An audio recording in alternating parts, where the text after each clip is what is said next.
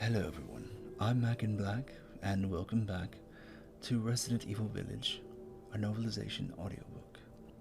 Part 3. Let's begin, shall we?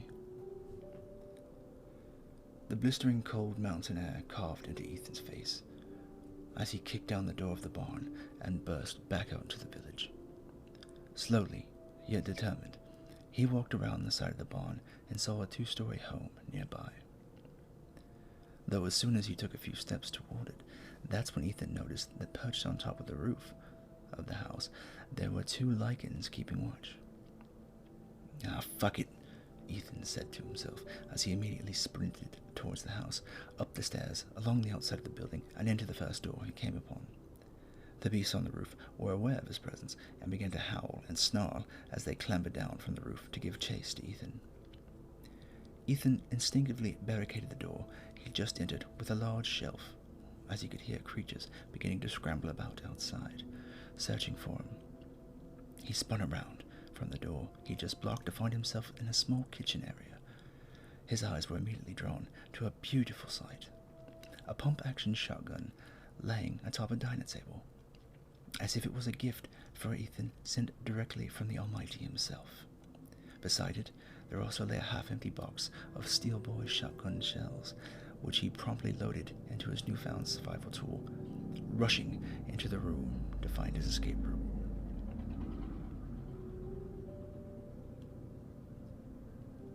That route just so happened to be a hole in the floor with a metal ladder running all the way down to what looked like a crawl space under the house. Ethan practically slid down the entire length of the ladder into the inky blackness below. Readying his shotgun, he began to move forward cautiously. He was definitely in some sort of cellar, though there were small patches of where the brick was removed and replaced with chain-link fence for whatever reason. It gave him a good vantage point or a glimpse of what was outside, so he didn't mind. What he saw made him pause in his tracks at once, though. There must have been over a dozen lichen that he could see, all milling about in search of their prey. Suddenly, the new toy he firmly clutched in his hands and the 4 rounds inside of it really didn't seem so helpful anymore. Ethan stayed for a moment, waiting for a good while. Deciding on his next course of action, he backed into a darker corner of the basement area he was in, hoping that the dark shadows would provide him with some cover from any beast trying to spy on him. However, this seemed less likely the longer Ethan waited and watched the utter pandemonium unfold in front of his very eyes, as more lichens seemed to appear. "There's no end to him!" he exclaimed to himself, under his breath, of course, in disbelief. No sooner had he uttered these words, though, Ethan heard an even more unwelcome sound amidst the cacophony of bestial wailing. He had heard the gargantuan roar earlier, just before whatever beast it belonged to had demolished an entire side of a log cabin he was in. My God, Ethan whimpered as he finally saw the mammoth-sized beast pounce into the middle of the gathering of its much smaller lichen brethren, creating a sizable impact crater in the snow. A cloud of snowy powder settled around the monster as he stood up, revealing his full stature. To call this abomination a hulking beast would be an understatement. Standing what looked to be about 15 feet tall was the largest lichen creature Ethan had hoped he would ever see. Its face was much more cannon-like than its smaller brothers, with a mass of long facial hair resembling a lion's mane that framed the sides of his colossal cranium, ending the beard that jutted down from his chin to his abdomen. His entire appearance was nearly monochrome, and that of an old ash gray. Black mixed with wisps of charcoal gray was not only his hair and skin color, but also the heavy clothing he seemed to have on. Finally, in its gargantuan hands, he held an ancient warhammer large enough to destroy any car or wall or building or virtually anything. Upon closer inspection, the hammer actually resembled more of a meat tenderizing mallet, for it had spikes on the end of the hammer. Though this particular mallet was large enough to turn an entire cow into a bloody pool of gore with just a single strike, it looked as it was made about 2 tons of rusted iron, which the beast carried with absolute ease. All of the smaller lichens scrambled to get out of the way of their bigger brother, though some simply were not fast enough and were brushed aside and sent flying over the tops of roofs with the slightest swing of that giant warhammer. As the big guy stomped past Ethan's hiding spot, he left a clear path in his wake. Ethan made a knee-jerk reaction and sprinted out of the small hole. As soon as the giant colossus had run past, he blindly, having no idea where it was going or if there were any threats in the way. Just then, Ethan heard a sharp whistling sound approaching him rapidly, ending with the realization that a large wooden arrow had just impaled his right thigh, exiting on the other side. He screamed. It was all he was able to get out before a lichen grabbed him from the shoulders, clasping his razor-sharp claws on him, effortlessly tossing him well over 40 feet into a nearby stream of icy water. In a panic, Ethan attempted to remove the arrow while simultaneously trying to back away from the fast-approaching pack of lichens. He turned his head up and to the left, only to see a sight of the giant leaping from a nearby rooftop, landing just feet from Ethan in another explosion of snow and dirt. The giant roared as it raised its massive hammer for a killing blow. However, before the hammer came down, on a sudden, symphony of loud clanging cathedral bells started sounding out, from where Ethan did not know. The sound of these bells caused all of the monsters to freeze in their track. They looked around nervously. They all began to scream in frustration before fleeing in panic. A torch-wielding lichen on horseback leapt clean over Ethan and darted off before the giant jumped back onto the roof nearest the house and continued to do so as he bounded away effortlessly from rooftop to rooftop until he was no longer visible. "Where's everybody going? Bingo?" Ethan asked himself jokingly, simply happy to be alive. For a moment, Ethan lay in the freezing water, panting, in a state of pain and confusion. Finally, on his feet, he was able to break off the arrowhead sticking out of the back of his leg and slide the rest of it out. Limping around for a moment, he was able to find the shotgun that he had lost hold of when the beast had thrown him down the hill. Ethan used the butt of the shotgun to make a makeshift cane as he hobbled to a large metal set of doors that looked like they possibly could lead to another section of the village. Just a few feet from the door, it began to creak open slowly. Ethan nervously raised his rifle in anticipation of another nightmare creature. Instead, what he emerged from the doorway was a little old lady dressed in black robes and holding a large walking stick adorned with bones and what appeared to be tiny human skulls. The woman was ancient. She was in her 80s at least. Wispy strands of white hair hung from the hood of her robes. She said nothing to Ethan upon seeing him and began walking back in the direction she had presumably came from. Her steps were slow and unsteady, as you would expect from a person of that age. "Hey, can you hear me?" Ethan asked in a loud, firm tone. Slowly, the old hag turned around to face Ethan, dragging the tip of her walking stick around in the dirt. "Oh, it's you, the child's father," she said in a slow, raspy voice. "Child? Oh, wait, do you mean Rose? Is she here?" Ethan asked in a panicked excitement. "Ha ha ha! Rose, yes, Rose." The hag laughed in amusement before quickly changing her tone to serious.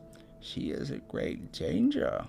Ever since Mother Miranda brought her to the village, we have fallen into darkness." What are you talking about? The monsters?" The witchy woman stepped aside as the ominous sounds of the clanging bells drew Ethan's gaze upwards to the Gothic castle off in the distance, almost entirely hidden by the fog.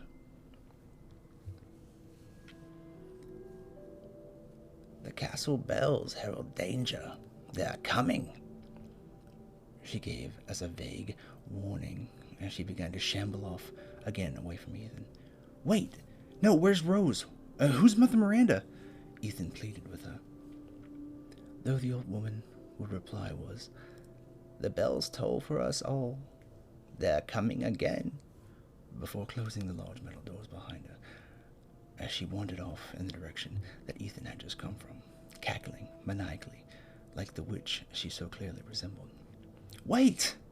he pleaded, one last time in vain.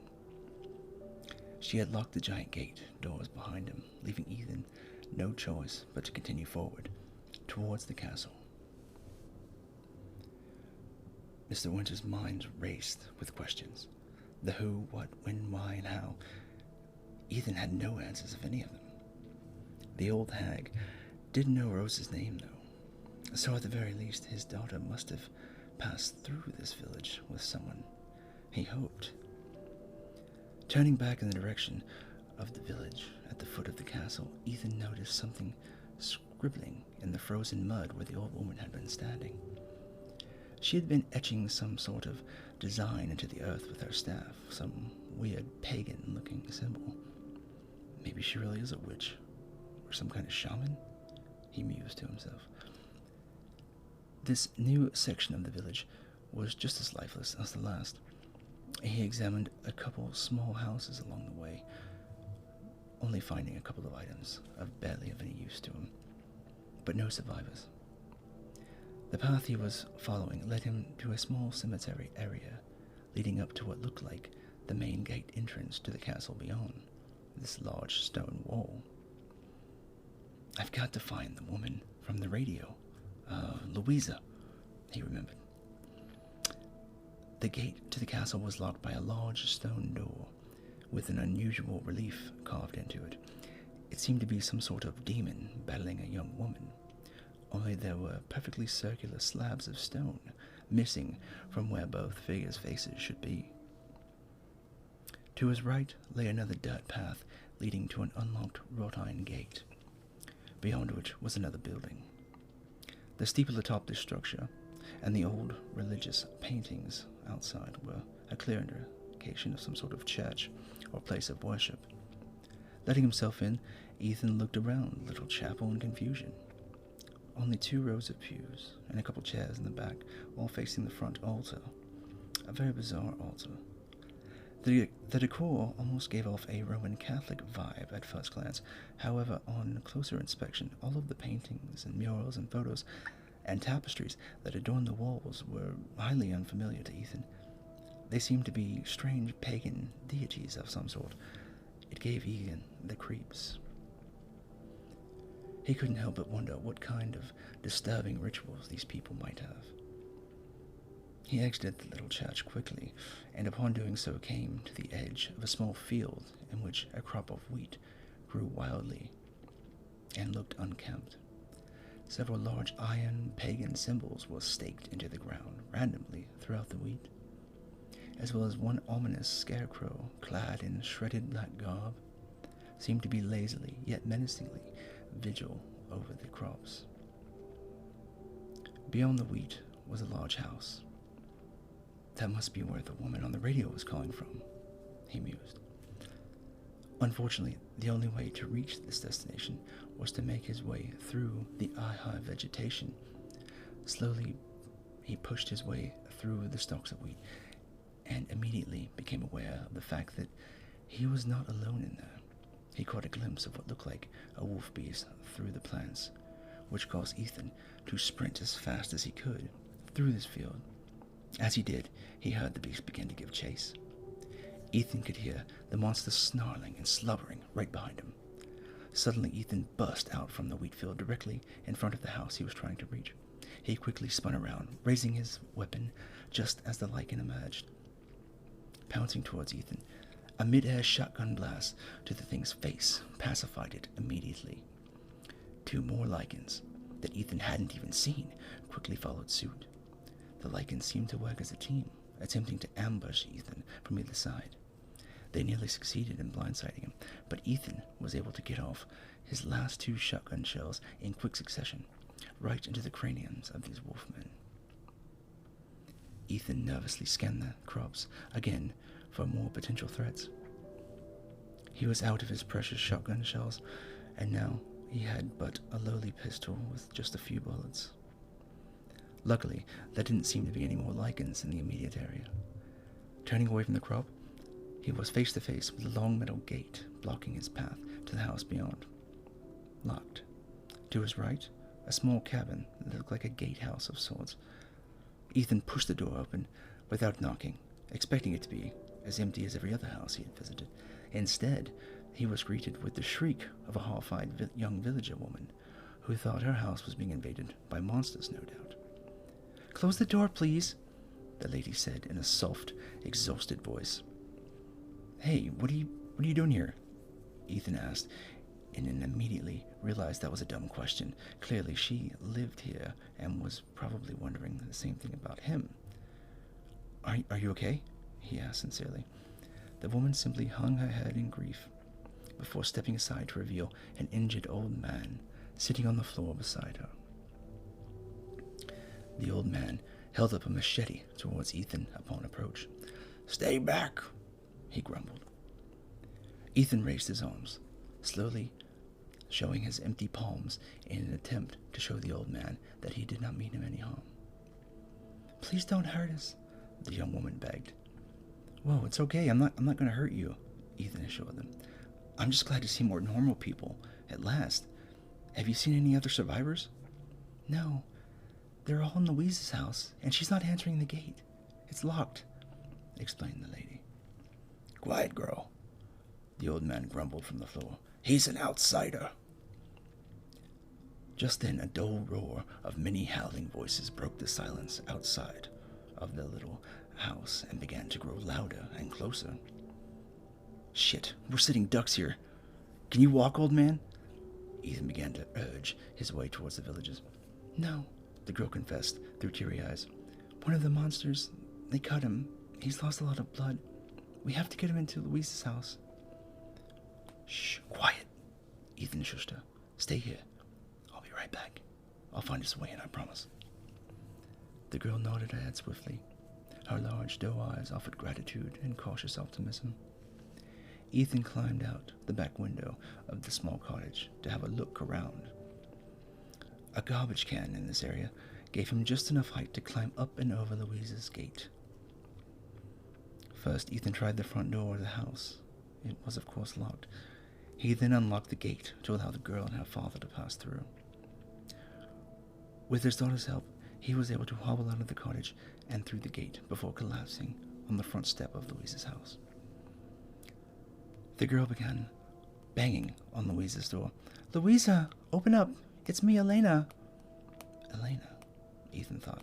Well, at least I know her name now. The front door cracked open suddenly, and then a long barrel of a rifle poked outward, aimed straight at Elena's face. "Stop shouting," the nervous old man holding the gun said. "You'll draw the monsters." He quickly turned the rifle on Ethan upon realizing there was an outsider among them. "He's a friend," Elena proclaimed. "Please let us in." The old man looked down at Elena's father, who was now coughing and bleeding all over the place. No. He's bleeding. Those things will smell the blood," he protested. Before anyone could say anything, a middle-aged woman dressed in a very conservative black long-sleeve, button-down dress emerged from the door, demanding that the man put down his gun and allow everyone to come inside. The old man sheepishly complied immediately, letting Ethan know that this woman must be Louisa, and she is without a doubt the one in charge here. Louisa walked down, her new guest, into the house, down an alleyway, into the dining area that was hidden behind some drapes hung in the doorway. A roaring fire in the fireplace illuminated and warmed what would otherwise be a cold, dark room. Filled with many other citizens of this village, most of them sat around a large round dinner table, sipping tea from mugs. As soon as the presence of an outsider and an injured man were noticed being brought into the dining room, that's when all hell started to break loose. A very angry man that was drinking hot alcohol from a bottle was the first man to break the silence and cause trouble. He became increasingly more irate with each passing moment, before finally began to insult and berate every person in the room. Louisa tried to calm him down, though it did little good. Finally, she began to lead all the villagers in a prayer. They all joined hands with one another and began to pray to a deity called Mother Miranda. Louisa claims that Mother Miranda has protected the village for over 100 years, until now it seems. The survivors currently in this room are all that's left of the entire village. Ethan began to feel frustrated by the lack of understanding he had for the situation he currently found himself in. So he decided to speak up and interrupt the inane prattling of these villagers by asking, "Okay, yes, I am an outsider, as you say. So will someone please calm down and tell me what the hell is going on?" The room fell silent as they gazed at Ethan. All Louisa could tell him was that one day we were a quiet, devout village. The next, the monsters came and attacked us. With that, Louisa prompted everyone to once again join hands for prayer for Mother Miranda. Immediately, Ethan recognized the prayer that they were chanting. This was the same one that the crazy old lady he met earlier was saying under her breath. "Who was that old woman?" Ethan asked Louisa after describing who he had met earlier.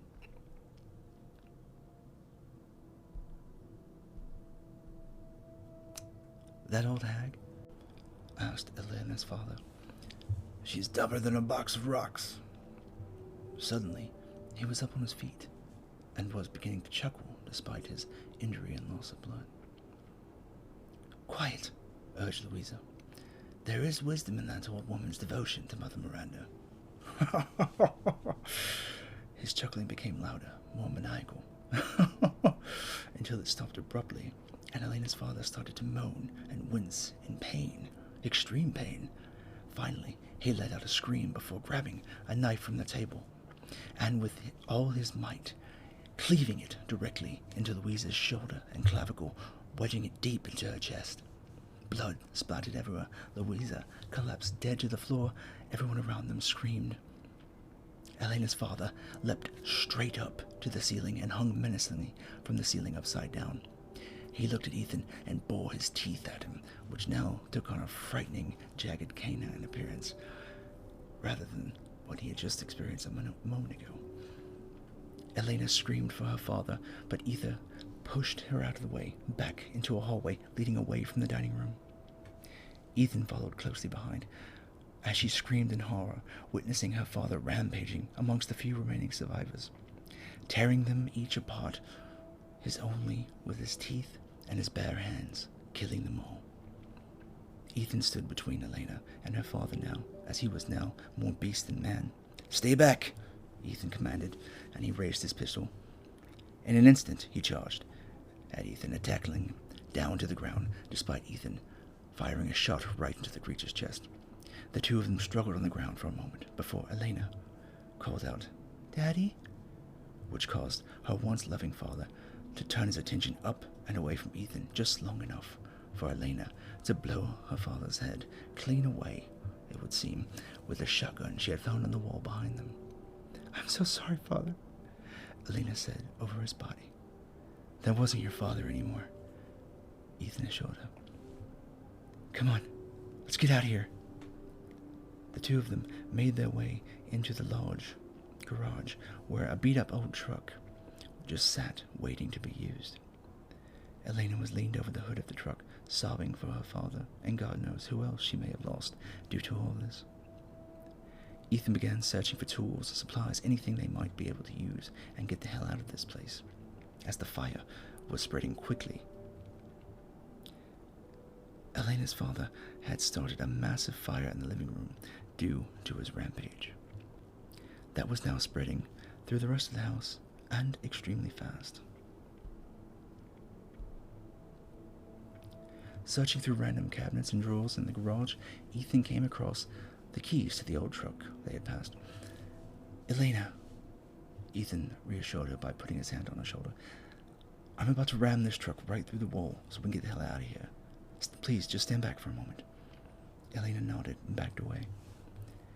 Ethan cranked up the truck, and after about 3 tries, it kicked over. He released the brake and stepped on the gas.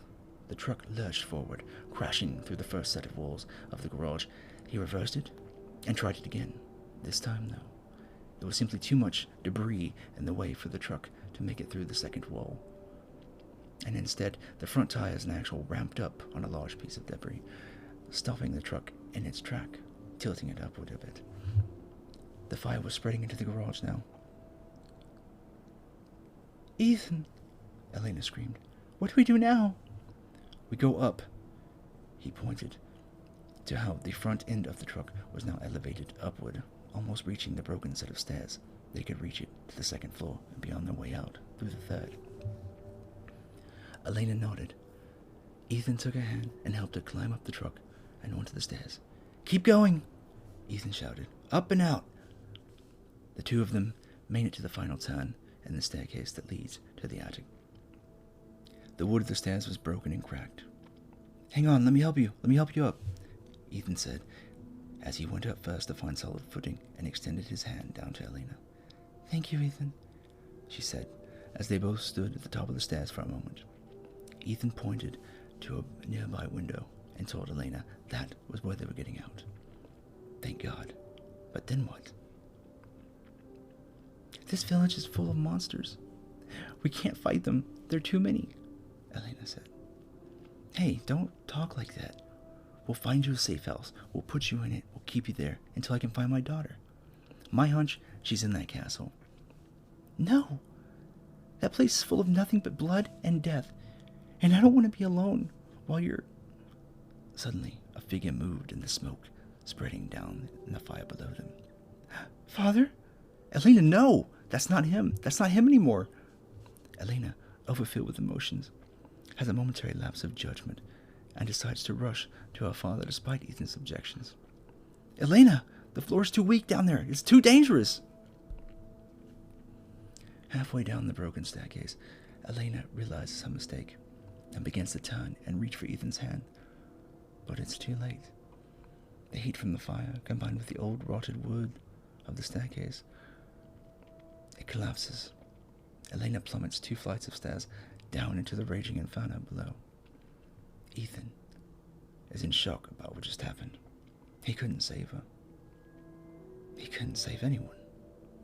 Not Mia, or Rose, and now Elena. Who else was he going to lose before this was all over?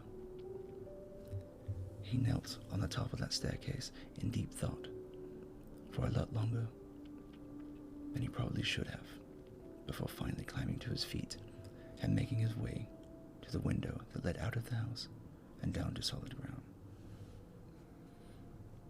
Standing in the open window, he could see his destination, the castle, that massive castle. His walk back through the wheat field was quite uneventful. Inside the little chapel he passed through earlier, he found what he was looking for. The 2 circular stone tabs, one with the face of a demon and the other with the face of the female warrior. He held them both firmly under his arm, and he left the church. Then there she was again. As he exited, he saw the old hag. That's what Elena's father called her.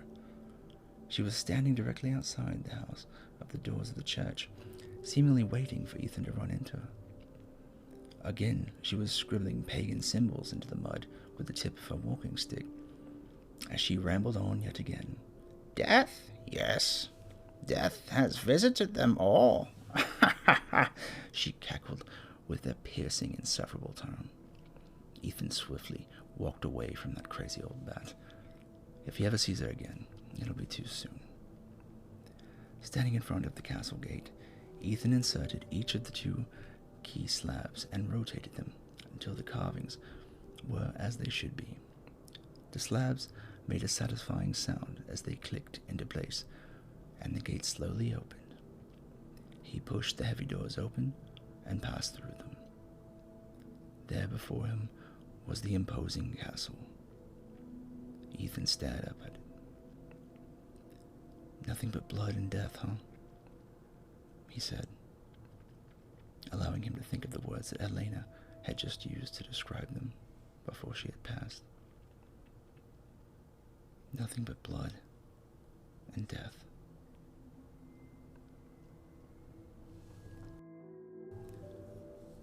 That concludes Part 3 of Resident Evil Village, a novelization audiobook by Mack and Black.